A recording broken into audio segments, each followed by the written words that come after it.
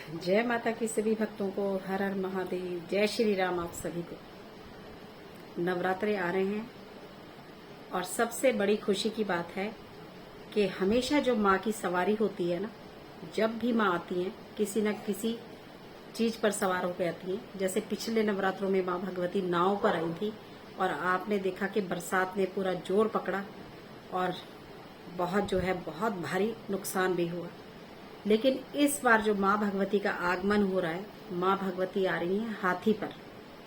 और हाथी जो है प्रतीक है इस बात का कि धन धान्य से भरपूर करेगी माँ देवी भगवती सबको। इस बार आने वाले समय में समस्याएं तो रहेंगी, लेकिन पैसों की समस्या बहुत हद तक लोगों की जो है वो समाप्त हो जाएगी।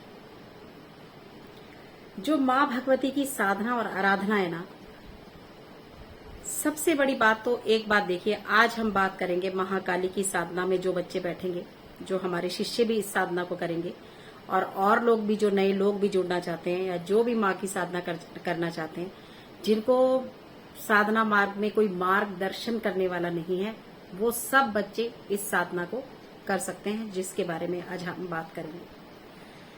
साधना तो बहुत लोग करते हैं, पूजा भी बहुत लोग करते हैं, लेकिन अक्सर ये देखा जाता है कि जब इस मार्ग में परीक्षाएं शुरू होती हैं तो मैदान छोड़ के भाग जाते हैं अक्सर लोग कि हम तो जी पूजा कर करके थक गए, भगवान ने तो हमारा भला ही नहीं किया। हम तो, क्योंकि ये जो अगर आपको लगता है ना कि ये मार्ग बहुत आसान है, बस बैठो और एक नवरात्रों में साधना कर लो माँ की और बस सब कुछ हो गया, ऐसा बिल्कुल नहीं है। माँ की साधना करना बहुत मुश्किल काम है। और भगवती, अगर आप बार बार अगर परीक्षाएं हो रही हैं, पहली बात तो कौन लोग जो है साधना कब चलती है, जब आपका अपने गुरु पर पूर्ण विश्वास हो, जब आपको पता हो कि मेरा गुरु जो मुझे बता रहा है, चाहे मैं जीऊं या मरूं, लेकिन मैं इसी रास्ते पर चलूंगा। दूसरा, जब आपको अपने इष्ट पर विश्वास हो कि मेरा तो भगवान, मैंने तो खुद को तुझे समर्पित कर दिया है, तू मार दे, छोड़ दे, रख दे, अब जो मर्जी कर ले, मैं तेरा साथ अब छोड़ नहीं सकता भगवान। और तीसरा, जब उस मंत्र पर, उस इष्ट पर और आपको अपने गुरु पर एकजुट होके विश्वास हो, तब कहीं जाके साधना चलती है। और एक बार में नहीं, कई बार आप लोगों को बैठना पड़ता है, साल भी लग जाता है। भगवान इसमें परीक्षाएं भी लेते हैं कि आपको लगे कि बस किसी ने कोई कह दे 2 लौंग जला दो और यहाँ पे कुछ फेंक दो, वहां पे कुछ फेंक दो, 5 मिनट में काली माई प्रसन्न होकर आपके घर में आ जाएंगी। ये सब डायलॉग बाजी है और ऐसा कहीं नहीं होता और ना कभी हो सकता है। देवी देवताओं को सही तरीके से मनाना बहुत मुश्किल काम है, और बाकी हर कुछ प्रेत को बुलाना है या किसी की ऐसा उल्टा सुल्टा काम करना है, तो उसमें तो कोई भी चमत्कार कर सकता है। वहां चमत्कार को नमस्कार यही होता है कि सही तरीके से सही इंसान के साथ आज के समय में लोग नहीं चलते, और गलत दिखावे के साथ, गलत लोगों के साथ, भाई 5 मिनट में चमत्कार हो जाएगा, वो बस में हो जाएगा, वो औरत को आप 1 सेकंड में बस में कर सकते हैं, वो उसका आप किसी मर्द को बस में कर सकते हैं, 1 लौंग दबा दो, 2 लौंग दबा दो, ये सब ऐसा कुछ नहीं है।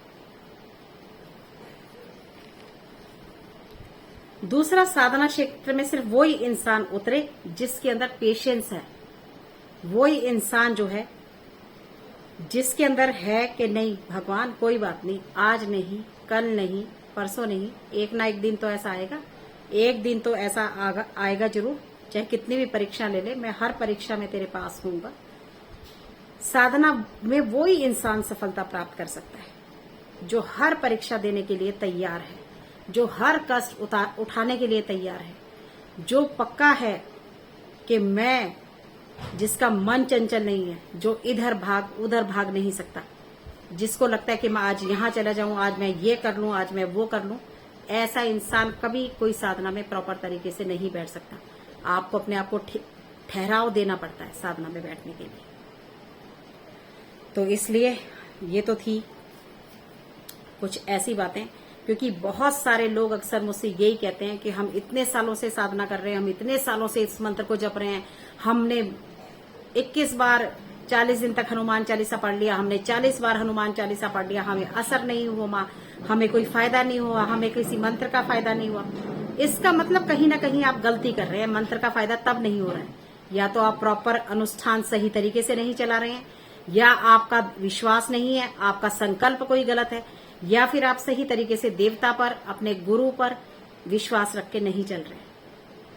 ऐसा नहीं हो सकता कि अगर आप बार बार साधना में उतरे, किसी मंत्र को लेके बैठे, और वो परीक्षाएं तो जरूर लेगा, लेकिन आपको एहसास करा देगा कि चिंता मत कर, मैं तेरे साथ ही खड़ा हूं।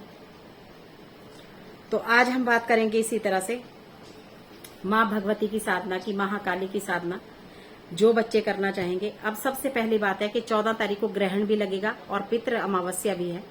उस दिन जो है आपने पूरा पितरों का दान करके अपना एक दीपक ले जाके सरसों के तेल का, अब ये चाहे 5 बर्फी के पीस हो सकते हैं, रसगुल्ले हो सकते हैं 5, इस तरह का कोई भी सामान ले जाके, जो खीर पूरी वगैरह बनाते हैं वो सब अपना जैसे आप देते हैं वो भी ले जा सकते हैं।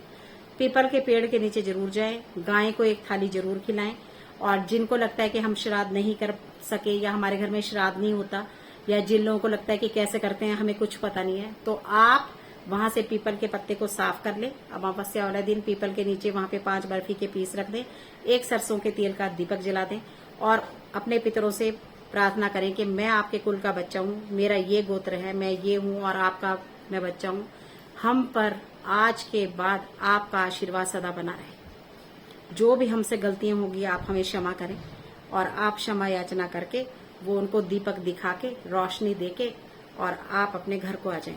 पितरों को शाम को सरसों के तेल का दीपक लगा के जरूर विदा करें। और ये नहीं देखना है कि अमावस्या है, उस दिन बहुत बड़ा ग्रहण भी लग रहा है साथ में, तो दान जरूर करना है। अगर आप चावल, नमक, गुड़ और दूध, इन चीजों का दान तो आप जरूर करें, जो किसी भी ब्राह्मण को जाके दे के, पांव छू के, नमस्कार करके आप अपने घर वापस आ जाए। माँ भगवती के लिए अपने मंदिर की पूरी साफ सफाई कर दें, माँ भगवती के आगमन की तैयारी करें पूरा। और ये नहीं है कि अमावस्या है तो हम कुछ खरीदे ना, श्राद्ध चल रहा है तो भगवान का सामान, सब कुछ आप आजकल में ये सारा सामान खरीद लें जो आपको अपने मंदिर के लिए आवश्यकता है। सुबह जल्दी से अपने पितरों को विदा करें, खाना दें, और उसके बाद जो है आप जो है अपना जो है नवरात्रि की तैयारी शुरू करें। अब नवरात्रों में जो है सबसे पहले माँ भगवती की, महाकाली की जो है आपको एक पोस्टर या छोटी सी पोस्टर में या मूर्ति चाहिए, फूलों का हार चाहिए, माँ भगवती को उड़ाने के लिए एक चुन्नी चाहिए छोटी सी, अगर आप पोस्टर भी रख रहे हो तो भी चाहिए। आप माँ को जैसे प्रथम नवरात्रा है, आप सबसे पहले खुद नहाए धोएं, घर में गंगा जल का छिड़काव करें, गंगा जल पी लें, पूरे मंदिर को साफ कर लें, अच्छे से आसन दे दें, लाल रंग का कपड़ा बिछा सकते हैं, पेड़ का बिछा लीजिए। अब मैं पूरा डिटेल में बताऊंगी ताकि आपको हर बात प्रॉपर तरीके से समझ आ जाए। आप सब कुछ करें, फूल छिड़क दें, चावल बिछा दें, माँ भगवती का जो है वो जो आपने फोटो लगाई है लगा दें, उस पर चुन्नी उड़ा दें, फूलों का हार पहना दें। अब जब हम साधना करेंगे, अगर आपके घर में सरसों के तेल का दीपक जलता है पहले से ही, जो काली भक्त है, और आप एक जोत लगा रहे हैं, तो आपको ये सरसों के तेल की 2 जोत लगानी है एक साथ आपके घर में। अब ये जरूरी नहीं है कि अखंड ही जले, ना जले अखंड, लेकिन कम से कम 1.5 घंटा जब आप जाप करें सुबह और रात्रि में। अब रात्रि में सूर्य अस्त के बाद ये जाप जरूर होगा, जिस भी मंत्र को आप उठाएंगे। तो ये 2 सरसों के तेल के दीपक जलेंगे। दूसरा, पहला महाकाली का और दूसरा होगा भैरवनाथ जी महाराज का। अपना आसन जरूर रखेंगे, आसन नहीं है तो एक लाल कपड़े को या गुलाबी कपड़े को अच्छे से सिल के बना लीजिए। मार्केट में 50-50 रुपए में आसन मिलते हैं, आप ले आइए। और रुद्राक्ष की माला रहेगी। तो रूटीन में माँ को जो है फूल चढ़ेंगे, पुष्प जरूर चढ़ेंगे, रोज हार बनाइए, चढ़ाइए, कभी गुलाब का, कभी पीले फूलों का, जैसे भी आपको मिलता है उस हिसाब से। लौंग की माला माँ को जरूर पहनाइए। लौंग जो है आपके पास इतने होने चाहिए, लौंग, इलायची, पेड़े, पंचमेवा के प्रसाद में दूध, चाय, जो भी होगा, जो भी आप खाएंगे वो माँ को जरूर भोग लगाएंगे। और ये जो है आप जल्दी नहा धो के सुबह सबसे पहली माला तो चलेगी गुरु की माला, और जिसको आपने 3 माला जरूर करना है। उसके बाद आप करेंगे गणपति जी की माला, वो आप 1 कर सकते हैं, ओम गंग गणपते नमः। उसके बाद आप चलाएंगे ओम नमो शिवाय की माला। जो पुरुष है वो ओम नमो शिवाय, और जो स्त्री है वो नमो शिवाय। और उसके बाद चलाएंगे आप महाकाली जी की माला। अगर आप ओम एम ह्रीम क्रीम चामुंडाय विचे करते हैं तो ये कर सकते हैं। अगर आप ओम कालिकाय नमः कर सकते हैं वो करिए, ओम क्लीम कालिकाय नमः कर सकते हैं, ओम जयंती मंगला काली, भद्रकाली कपालिनी, दुर्गा क्षमा शिवा धात्री, स्वाहा स्वधा नमस्तुते, आप ये भी कर सकते हैं। अब इसी तरह से सुबह श्याम मंदिर को साफ करना है, दोनों टाइम स्नान करना है, जो पूजा में कपड़े पहनेंगे उनको पहन के बाथरूम में नहीं जाना है, और स्वच्छता का ध्यान रखना है, ब्रह्मचर्य का पूरा पालन करना है, जितनी ज्यादा हो सके अपनी जुबान को बंद रखना है, किसी को गाली गलोच ये वो सो कुछ नहीं। क्या हो रहा है, अगर कोई देसी घी का टीन भी आपके सामने गिरा दे और आप पूजा में बैठे हैं तो आपको ये फर्क नहीं पड़ना चाहिए कि मेरा इतना नुकसान हो गया या मैं उठ जाऊं या लड़ने लग जाऊं। बिल्कुल शांति से, प्रेम भाव से माँ भगवती का आगमन आपके घर में हो रहा है, बहुत प्रेम से माँ का स्वागत करना है। सुबह शाम 2 टाइम माँ की आरती जरूर करनी है, और आरती के बाद जो है माँ को भोग जरूर लगाना है, और भोग जो है अंगारे पे लगेगा। ये मैं वीडियो आपको बना के बताऊंगी कि कैसे भोग लगाएंगे और कैसे जो मतलब आप जो है रोज का प्रसाद माँ को कैसे देंगे। आप शाम को जो शाम की पूजा करेंगे, आप 7 से 8 बजे से 9 बजे से 10 बजे से, मतलब बैठने का समय, आप 7 बजे से भी बैठ सकते हैं, आप 8 बजे से भी बैठ सकते हैं, आप 9 बजे से भी बैठ सकते हैं, आप 10 बजे से 12 बजे तक के बीच में आराम से बैठ सकते हैं। ये काल रात्रि है, जितना लेट पूजा होगी उतना ही ज्यादा ध्यान बढ़ेगा। अगर माला चलाने में दिक्कत होती है, टाइम फिक्स कर ले कि मैं 7 बजे बैठी थी तो मैं 8:30 बजे तक मेरी आरती हो जानी चाहिए, तो 1 घंटे में आराम से मालाएं सही हो जाएंगी, कोई चिंता की बात नहीं, 1 घंटा बहुत होता है। और बैठना बिल्कुल स्ट्रेट है, किसी की भी तरफ ध्यान नहीं जाना चाहिए। हाँ, अगर आपको ऐसा लगे कि बैठते हुए किसी को कई बार ऐसा लगे भी मेरे को उल्टी आ रही है, मेरा मन खराब हो रहा है, वो जरूर कमेंट कर दे। अगर ऐसी समस्या होगी उसी टाइम अपना कॉन्टेक्ट नंबर दें और नीचे कॉन्टेक्ट नंबर दें अपना कि मुझे ऐसी समस्या आ रही है, कोई दिक्कत आ रही है। तो जो भैरव बाबा का दीपक लगाया वो इसी लिए लगाया है कि भैरव कवच रोज करना है। माँ भगवती के 108 नाम है जो आपको जरूर रोज पढ़ने हैं। तो सुबह में आप ऐसा काम कर सकते हैं, भैरव कवच। और भैरव कवच तो आप जब रात को भी बैठेंगे तो आपको पहले भैरव कवच पढ़ना है, और अपने आसन को जो है चारों तरफ से पीली सरसों से छिड़क के उसको कील दीजिए भैरव कवच के बाद, भैरव जी का ध्यान करके। और जब आप माँ की माला करें तो माँ की माला के बाद भैरव जी की एक माला जरूर करनी है। ओम भैरवाय नमः भी कर सकते हैं।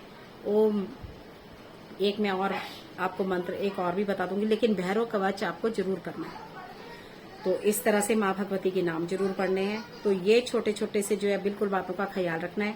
अपने दोनों तरफ 9 के 9 दिन स्वास्तिक जरूर बनाना है। और बंदवार आम के पत्तों का हो सकता है, अशोका के पत्तों का हो सकता है, पान के पत्तों का हो सकता है, जरूर रहेगा। पान के पत्तों पर माँ को लौंग इलायची से कैसे लौंग का प्रसाद लगाएंगे, पताशे लगाएंगे। पान आपके पास जरूर होने चाहिए, नींबू आपके पास जरूर होने चाहिए।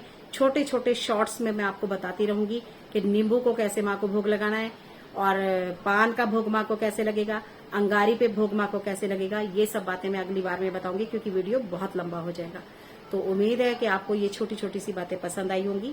और अगर आपको इस बीच में तबीयत खराब, क्योंकि बहुत लोगों को बहुत ज्यादा दिक्कत आती है, और वो हम जानते हैं कि नेगेटिविटी की वजह से आती है, तो बहुत कई बार माँ की वजह से भी आती है, लेकिन माँ के सिम्टम कुछ और होते हैं और नेगेटिविटी का जो है लक्षण कुछ और होते हैं। तो इसलिए आप कांटेक्ट में रह सकते हैं, नंबर में मेंशन कर दूंगी। और आप जो है साधना मार्ग में उतरिए, बहुत ही अच्छा समय है अपने आप को चेंज करने का, अपने आप को भगवान से जोड़ने का, अपने बुरे कर्मों से माफी मांगने का। और जो लोग मांस अंडा मीट खाते हैं उन लोगों के लिए कोई भी साधना काम नहीं करती। तो इस रास्ते से जितनी जल्दी हट जाएंगे तो उतनी जल्दी आपके कर्म का जो अच्छे वाला भाग है वो बढ़ता चला जाएगा। तो जय माता की, हर हर महादेव, जय श्री राम।